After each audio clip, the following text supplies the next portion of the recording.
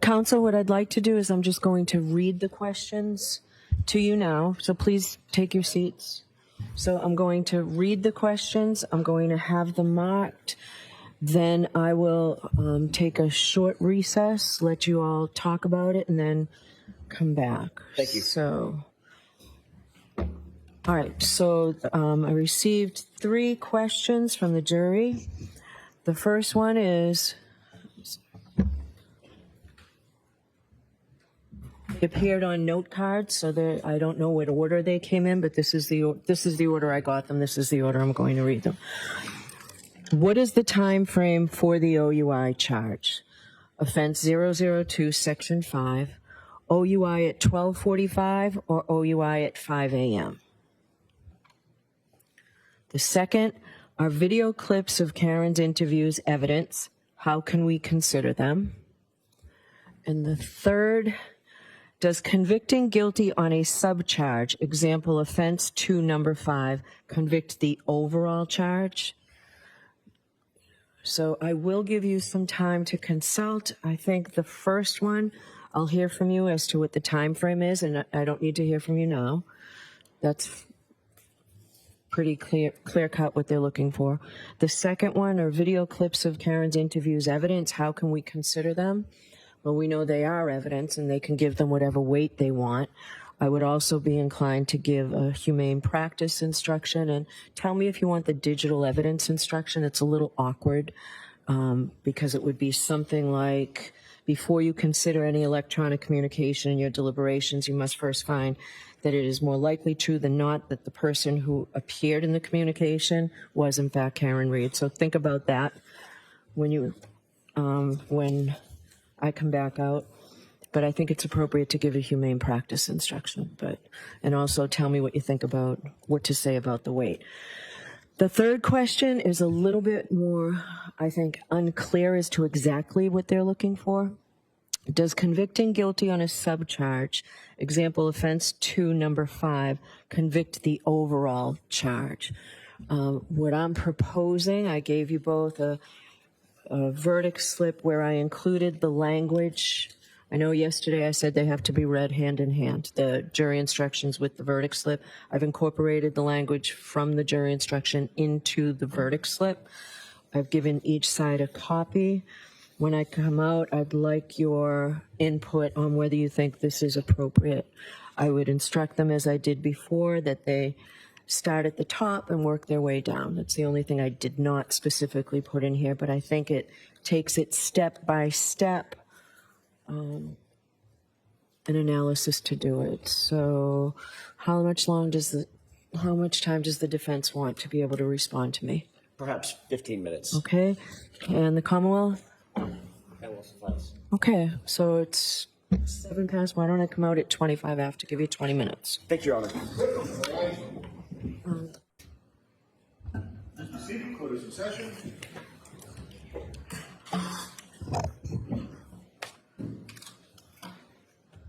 All right, so I will hear you on the first question, the time of the OUI. Any suggestions? Your Honor, do you want to hear from the defense first? I'll hear from you're standing up, so I'll hear from you first. Okay. On question number 1, what is the time frame for the OUI charge, offense 002, section 5, OUI at 12:45 or OUI at 5 a.m.? Our suggestion would be something along the lines of, ladies and gentlemen of the jury, you have the evidence. It's your decision. You are the fact finder. You're the fact finder.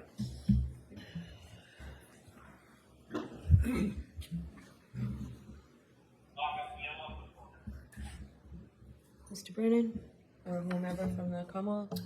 My suggestion would be 12:45. And why is that? The case has always been focused at that time. I don't think there's anything specific in the indictment regarding the time. Do we have the indictments? No.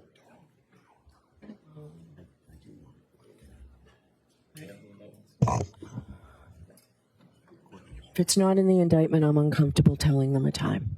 I'm sorry? If it's not in the indictment, I'm uncomfortable telling them a time. All right. I agree with the court on principle. I just don't have the indictment memorized, so I don't remember if we can pull that up. There's no time?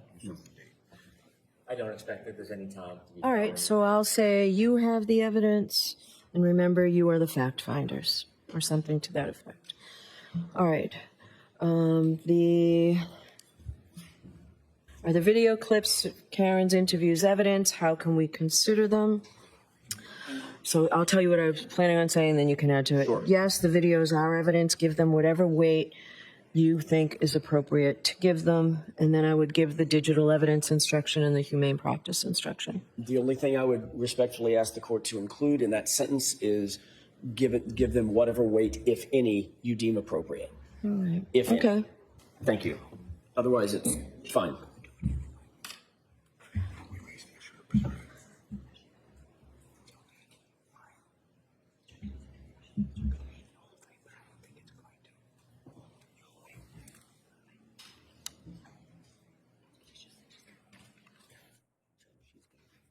Okay. What's the Commonwealth's position? We have a different perspective on that. Okay. The first part of the question, are the video clips of Karen's interviews evidence? The answer should be yes. Okay. How can we consider them? I think it's fair to say you should weigh the defendant's statements as you would evidence. Since they've been interviewed substantively, they are like any other piece of evidence. There's no difference, and there shouldn't be any reflection of a difference in the answer. We didn't introduce any evidence in this case and say you should give it any weight, if any at all. We didn't provide a limiting instruction in any way, and these shouldn't be so limited. This is just like a photograph. It's no different than a physical piece of evidence. And so I think the answer should simply be yes. You should weigh the defendant's statements as you would any other piece of evidence. I do not think the court should give humane practice or digital evidence. It suggests that there's some deterioration or further analysis that is different. Those instructions were already given during the charge. In addition, those instructions are in their hand in the written jury instructions. And so, to put it most simply, as I think that we should, is this is a piece of evidence, and you weigh it like you would any other piece of evidence, whatever they decide, rather than give them guidance to curtail it or to limit it in any fashion. My only suggestion, Your Honor, is that every single piece of evidence that's provided to them, it's in keeping with Massachusetts laws, in keeping with the responsibility that they have. Every single evidence is given the weight, if any, they deem appropriate. That is not a misapplication of the law. I think the Commonwealth's suggestion suggests in the answer that they should or they have to give those statements weight, and the law is they don't have to give them any weight. So I think the appropriate comment by the court is exactly as the court suggested initially, which is you give it whatever weight, if any, you deem appropriate.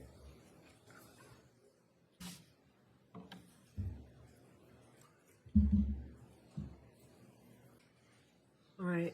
So what I'm going to say is yes, the videos are evidence. You should weigh the defendant's statements as you would any other piece of evidence and give them whatever weight you deem appropriate. But first, then I'll go and I'll read the electronic communications and the humane practice. That covers it. I don't have a principled objection to it if the court adds the word if any. I understand. Because I don't want them to think, for instance, the way that it's worded as the Commonwealth suggested it, they have to weigh it the same way they weigh other pieces of evidence. Every single piece of evidence is weighed in and of itself. It's individual to the piece of evidence that's presented. For instance, they could weigh the statements by Ms. Reed. They could give it no weight. Each individual juror could decide, I'm going to dispatch it altogether and give it no weight, while giving another piece of evidence, like whatever that might be, the testimony of one of the ARCA witnesses, complete weight. I think that we need to stress that the clips bear no additional weight, no additional gravity than anything else that they've considered. And the only way to do that is very simply, you give this the weight, if any, that you decide is appropriate. It doesn't, I think, comparing it and contrasting to other pieces of evidence in the case, it's unnecessary, and it tends to suggest they have to give it weight. Okay. So your objection's noted. Now let's get to the third one. Does convicting guilty on a subcharge, example offense 2, number 5, convict the overall charge? What do you want to say, Mr. Jackson? Your Honor, I appreciate the effort that the court went to amend the verdict slip as it relates to count 2, and I think there are some excellent suggestions by the court in the verdict slip. By and large, I think question number 3 is answered by the amendments in the verdict slip. So we certainly could say something like, does convicting guilty, the question was, quote, does convicting guilty on a subcharge, example offense 2, number 5, convict the overall charge? The answer is no, obviously. And perhaps we could formulate an answer that says something along the lines of no, new verdict slips have been provided that will make it more clear, or something of that nature. As well as a decision of guilty on the OUI charge 002 number 5 is an explicit acquittal on the higher charges in offense 002, which is a proper statement of the law. And then there are suggestions that we have regarding the edits that the court has made to the verdict slip. And I'm happy to go over those with you and put those on the record. Okay, go ahead. With regard to going from the top to the bottom, just under number 1 reads, not guilty of the offense charged or any lesser included offense. We would propose that the court add the consistent language that it's added throughout the verdict slip. If you, quote, if you find the defendant not guilty of the offense charged or any lesser included offense, comma, stop and sign the verdict slip, period. That's the only place that that language doesn't appear, and I think it should appear. Okay. The second is a relatively minor issue. However, under number 2, sub 2, the parenthetical check one or both of the following, I think it should say, just to clarify it further, if guilty, comma, check one or both of the following. All right, I think I'm going to leave it because it appears only under the guilty. It appears only on? Under the guilty. So go ahead. I'll hear you further. Going further, going under number 3, toward the bottom of the page, in the parenthetical that the court suggested, which we find is excellent, if you find the defendant guilty of the lesser offense of involuntary manslaughter, we would simply add that clause. So we'd have to add it in all of them. Correct. Which makes sense. I think Correct. we had it in the first one. Right. Okay. And then moving to page 2, at the top of the page under sub 4, again. Hold on 1 second. Of course.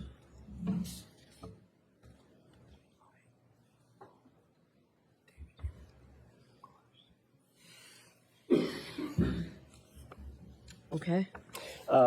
We have the same suggestion. It appears that the court is not inclined to give it. If guilty, check one or both of the following. And there's a typo. It says the parenthetical We fixed it. Check one of. Okay. Yes. So we changed of to or. So my only suggestion to that would be to again add the if guilty, comma, check one or both of the following. Okay. On that page, going down to the bolded parenthetical, same thing. If you find the defendant guilty of the lesser offense of motor vehicle homicide. Okay. Moving down under sub 5, the We still OUI. need to say stop and sign the verdict slip.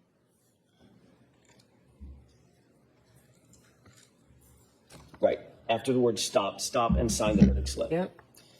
And then under sub 5, again, the same thing. We just suggested that for consistency that it say, if guilty, check one of the following or the both. And the final edit would be in the final parenthetical, the last sentence. If you find, I think her should be changed to the defendant. Sure. If you find the defendant not guilty on this offense and all other offenses, check the first box on page 1. Okay. And those are the edits that we have suggested for the verdict All slip. right. Mr. Brennan? I don't have any disagreement with the edits. Okay. The idea of instructing them on the nuance of selecting one guilty or not guilty, I don't think needs to be explained. I think that the edits, this proposed instruction explains it. All right. I don't have any issue with if you state, if you decide on a lesser included offense, it does not include the earlier offense. I'm not sure of the exact language that can be used. I don't think that's necessary, but that is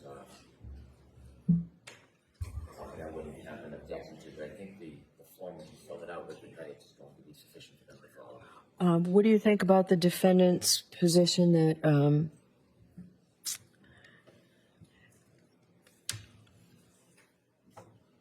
if you were to find her guilty of operating under the influence,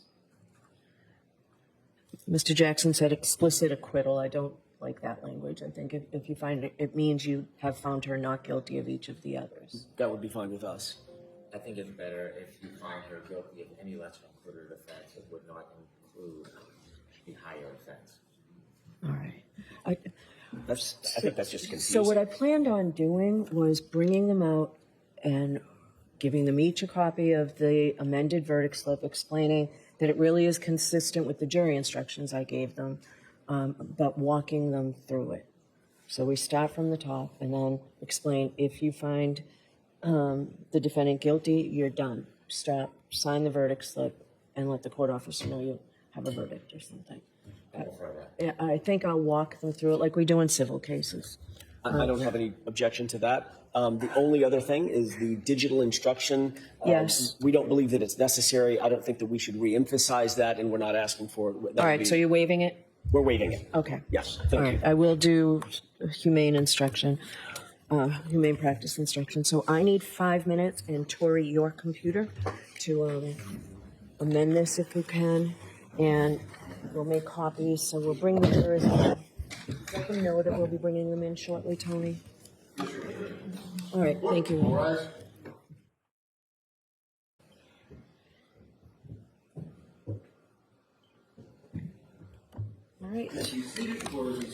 All right, so we can bring the jurors over. Tori, do you have those?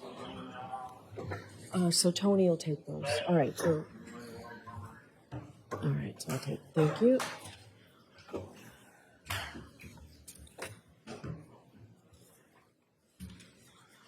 Tori, how many did you make?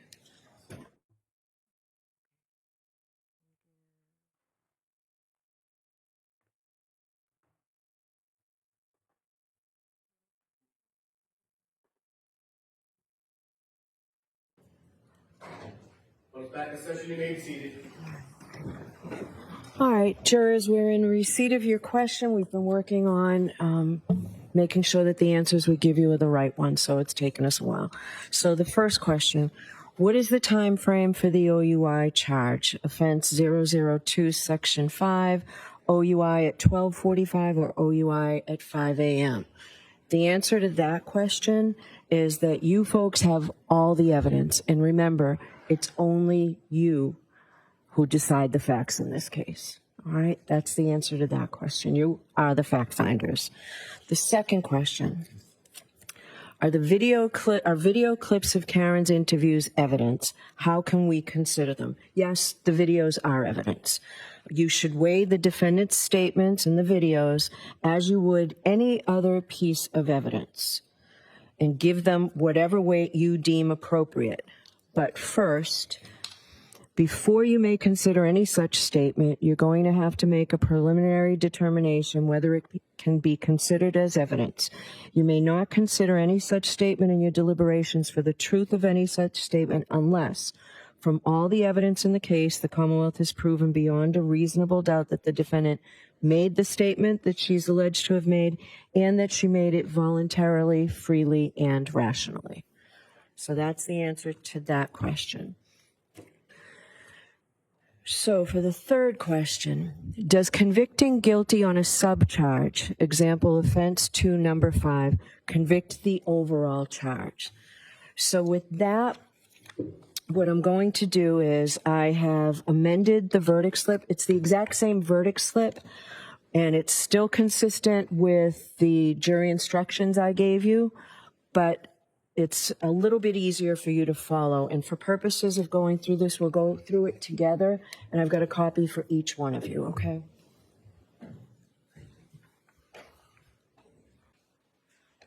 All right, so you'll see it really is the same verdict slip, but we've added a little bit of language to help you follow it through. So the first charge, manslaughter while operating a motor vehicle under the influence of liquor. So first, in the above entitled case, we say the defendant is, 1, not guilty of the offense charged or any lesser included offense. If you find the defendant not guilty of the offense charged or any lesser included offense, stop and sign the verdict slip. Now, then you go on to guilty of the offense of as charged, manslaughter while operating a motor vehicle under the influence of liquor. Check one or both of the following: manslaughter while operating a motor vehicle under the influence of liquor and or manslaughter while operating a motor vehicle with a blood alcohol level of 0.08 or greater. If you find the defendant guilty of manslaughter while operating a motor vehicle under the influence of liquor, stop and sign the verdict slip. That means on each one, when you stop and sign the verdict slip, that means you have a verdict on this indictment. So stop and sign the verdict slip. If you find her not guilty of manslaughter while operating a motor vehicle under the influence of liquor, then continue below to the lesser included offense. And first, under 3 is involuntary manslaughter. If you find the defendant guilty of the lesser included offense of involuntary manslaughter, stop and sign the verdict slip. If you find her not guilty of involuntary manslaughter, then continue to the next page.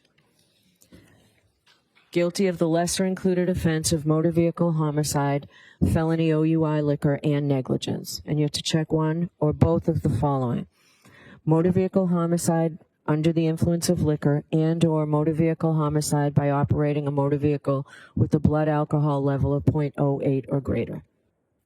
If you find the defendant guilty of the lesser included offense of motor vehicle homicide, felony OUI liquor, and negligence, stop and sign the verdict slip. If you find her not guilty of motor vehicle homicide under the influence of liquor, then continue below to the guilty of the lesser included offense operating under the influence. And you check one or both of the following: operating a motor vehicle under the influence of liquor and or operating a motor vehicle with a blood alcohol level of 0.08 or greater. If you find the defendant guilty of operating a motor vehicle under the influence of liquor, then stop. If you find the defendant guilty, you stop and you sign the verdict slip. If you find the defendant not guilty on this offense and all other offenses, check the first box on page 1.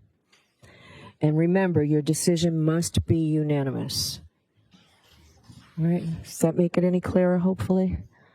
All right, so with that, I am going to send you back out. Before the judge is set up, Sure, why don't you come on over?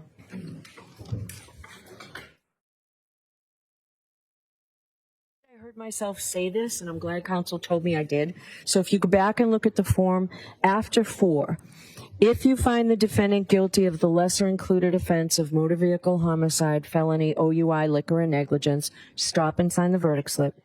If you find her not guilty of motor vehicle homicide under the influence of liquor, then continue below. I think I said, then find, I don't know what I said. I heard myself read the guilty of the lesser included offense. So if you find her not guilty of motor vehicle homicide under the influence of liquor, then you continue to decide whether the Commonwealth has proven to you beyond a reasonable doubt that she's guilty of operating under the influence of liquor. And if they have not, and if you find the defendant not guilty on this offense and all other offenses, then you go back and check the first box. So you follow it from the top to the bottom in this manner. Okay? Thank you very much. We're going to release you. All right, please. We're closing.